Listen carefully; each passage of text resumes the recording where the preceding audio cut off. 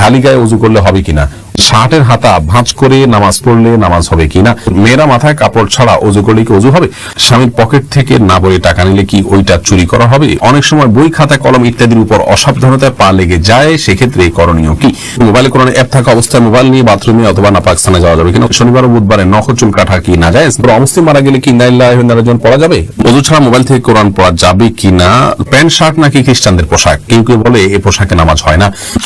কামরুন নাহার বুলবুলি জানতে চেয়েছেন, অনেক সময় বই খাতা কলম ইত্যাদির উপর অসাবধানতায় পা লেগে যায়, সেক্ষেত্রে করণীয় কি, বই খাতা কলম ইত্যাদির উপর অসাবধানতা বশত যদি পাও লেগে যায় তাতে কোনো অসুবিধা নেই, তবে জ্ঞানের একটি উপকরণ হিসাবে অশ্রদ্ধা না হয় সেমনটি আমাদের করা উচিত, বিধায় ইচ্ছাকৃতভাবে এমনটি করা উচিত নয়, কখন হয়ে গেলে খুব দ্রুততার সাথে সেটাকে যথাযোগ্য জায়গায় রাখা উচিত এবং পায়ের শরীরে রাখা উচিত, এর বাইরে ওইটাকে ছুঁয়ে সালাম করতে হবে এমন কোনো কথা নেই, বাধ্যবাধকতা নেই। মাকবুল জানতে চেয়েছেন, শনিবার ও বুধবারে নখ চুল কাটা কি না জায়েজ, না কোনো দিন এমন নাই যেদিন চুল কাটা বা নখ কাটা না জায়েজ, কোন হাদিসে কোথাও নিষেধ করা হয়নি। ওযু ছাড়া মোবাইল থেকে কোরআন পড়া যাবে কিনা, লমু তসলিমা বোন জানতে চেয়েছেন, যাবে, কোনো অসুবিধা নেই, মোবাইলের মধ্যে যে কোরআন থাকে এটাকে ওযু ছাড়া ধরা যায়, কারণ এটা মূল কোরআন নয়, এটা আপনার সফট কপি, এটাকে আসলে ধরা যায় না, উপরে গ্লাসও আছে, অতএব এটা হাত দিয়ে পড়তে পারেন, কোনো অসুবিধা নেই।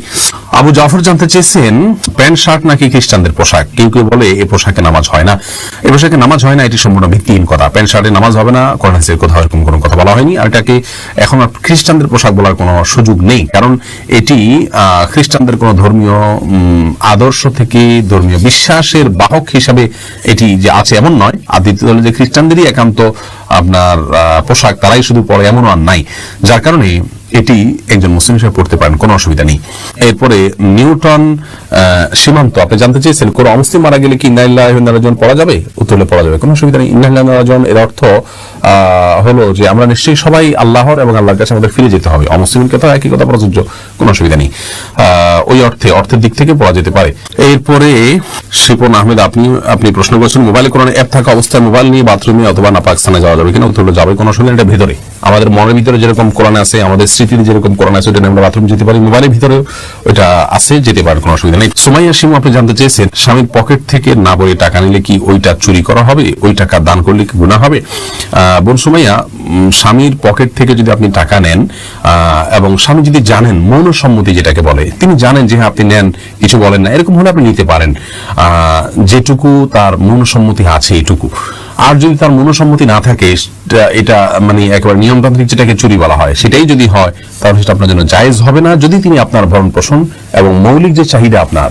বা আপনার অধিকার, চাহিদা না, আপনার যে অধিকার আছে সেটা তিনি আদায় করে থাকেন, তাহলে সেক্ষেত্রে আপনি তার পকেট থেকে আর টাকা নিতে পারবেন না, যদি তার সম্মতি না থাকে। আর যদি মৌলিক চাহিদা পূরণ না করে থাকে, তাহলে সেক্ষেত্রে আপনার মৌলিক চাহিদা পূরণের জন্য যেটুকু নেওয়া দরকার সেটুকু আপনি নিতে পারবেন, এর অতিরিক্ত অংশ আপনার জন্য নেওয়া জায়েজ হবে না। এস এম রাফি জানতে চেয়েছেন, শার্টের হাতা ভাঁজ করে নামাজ পড়লে নামাজ হবে কিনা, নামাজ হয়ে যাবে কিন্তু অনুচিত, হাদিসে নবী সাল্লাল্লাহু আলাইহি ওয়াসাল্লাম নিষেধ করেছেন পোশাক ভাঁজ করে যেন নামাজ পড়া না হয়, এটা মাকরুহ হবে। সাকিবুল হাসান জানতে চেয়েছেন, মেয়েরা মাথায় কাপড় ছাড়া উযু করলে কি উযু হবে, মাথায় যদি কাপড় ছাড়া উযু করেন আপনি, তাহলে সেক্ষেত্রে আপনার উযু হয়ে যাবে, উযুর জন্য মাথায় কাপড় কোনো জরুরি না। এমনি মাহবুব ইসলাম জানতে চেয়েছেন, খালি গায়ে উযু করলে হবে কিনা, উযু করার সময় দোয়া আছে কিনা, উযু করার সময় শুধু বিসমিল্লাহ বলে আপনি উযু করবেন, বাস যথেষ্ট, আর কোনো দোয়া করা জরুরি না, আর মানে খালি গায়ে উযু করতে পারেন, কোনো অসুবিধা